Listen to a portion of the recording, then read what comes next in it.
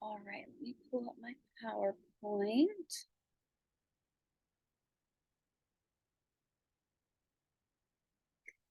Hi, my name is Erica. I am a master's in the master's program at Millersville University.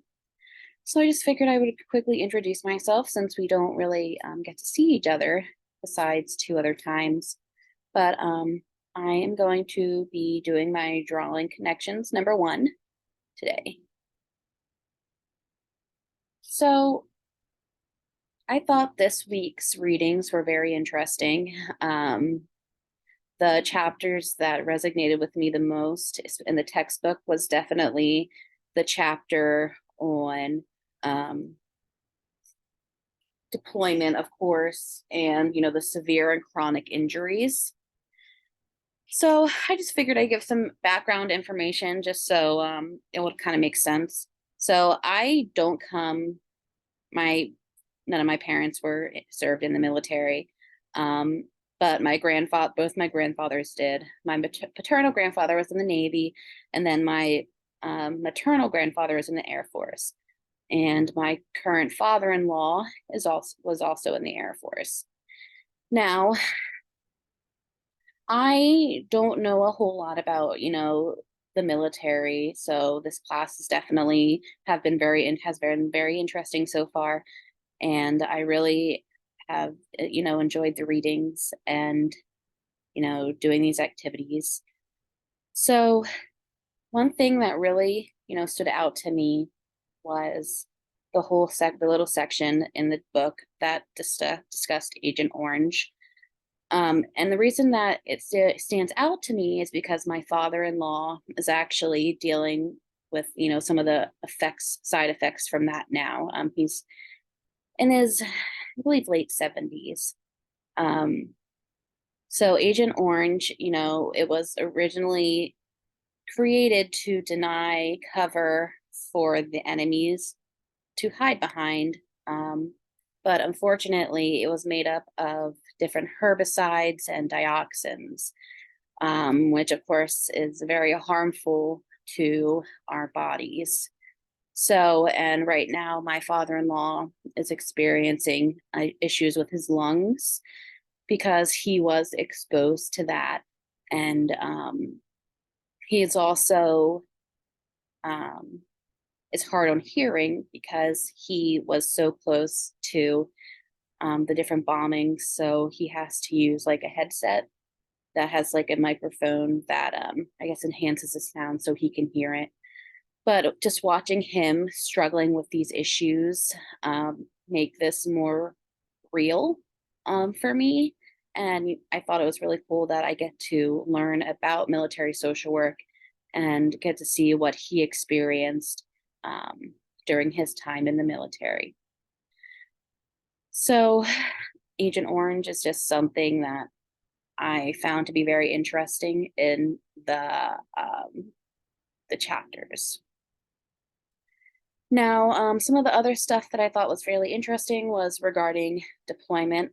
Again, I have never had to experience a family member being deployed firsthand because, again, my parents weren't in the military, and none of my siblings or uncles or things like that. It was, like I said, it was mainly grandparents and my father in law. So I thought there were some really great um, sections in the book. I liked how it broke up deployment from pre-deployment, during deployment, and post deployment. I liked how they discussed the different programs or different ways a social worker could assist families. Um, for pre-deployment, some of the things that they talked about specifically were, encouraging non-deploying partners to formulate and work on some personal goals. They also recommended that partners identify and do fun activities together prior to deployment, um, and help the non-deploying partner identify or formulate better support systems, because even the chapters that we read last week, um, getting to understand, the military culture, um, I am reading these chapters this week. Sorry. Um, I'm finding that having a support system seems to be extremely important for families that are not being, well, I guess, non-deploying fam, family members. Because, if you have kids and the mother or father is deploying, that kind of changes the whole family dynamic, especially if it's the first deployment. So I thought that was very interesting. Um, then another thing, help the partner spell out a clear plan for how they will communicate during deployment. Um, I know that's not always possible because you never know where specifically your partner could be going or being deployed to, or what type of communication programs that they'll have access to. But I think it's a really great idea to have that in place so that you can have um, an easier way to communicate, and it's not going to be as scary knowing that you can potentially get in contact with your partner. Um, the other thing for pre-deployment, I thought, is to facilitate open, calm, and emotionally supportive joint communication sessions with the partner prior to deployment.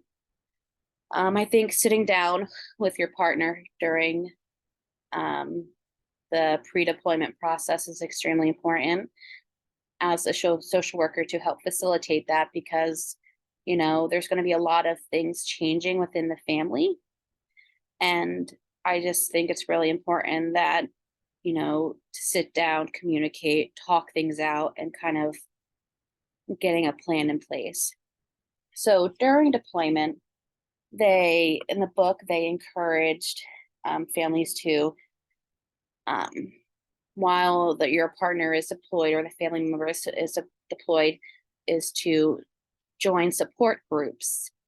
Whether you live on a military, I believe in the book they called it installation.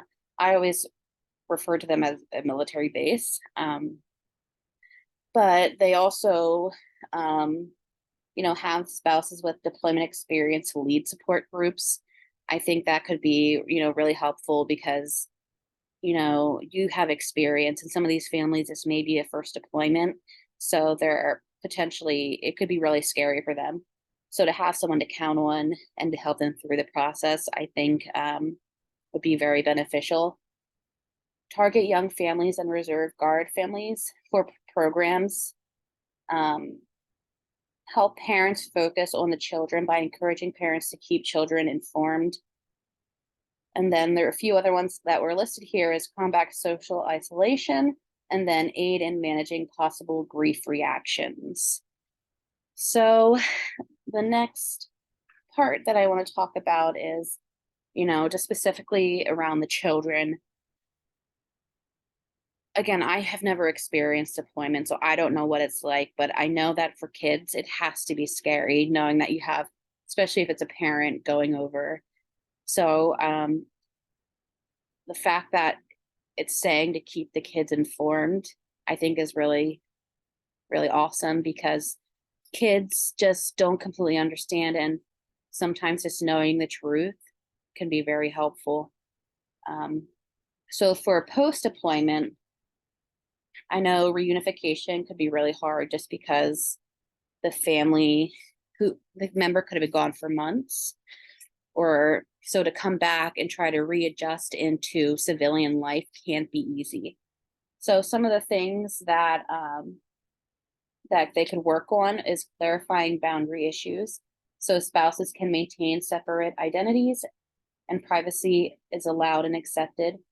Being aware that contextual issues could happen, approaching power struggles and issues, assisting with effective issues where there's a wide range of emotions, teaching negotiating skills, and addressing spiritual or value issues to promote discussions and shared beliefs. And I also really liked how in the post-deployment section of the chapter, it kind of broke down into um, different ways you can get involved with the community, whether that's attending, again, social support groups, or hanging out with military families to get to involve yourself with, other military families, because they're going through some of the same things that you're going through. So I think it's just very helpful to have that support system there. So that's my presentation on what I thought, of this week's readings, and, my opinions, and a little bit about my personal self and my life as well. But I appreciate you guys, taking the time to watch. Thank you.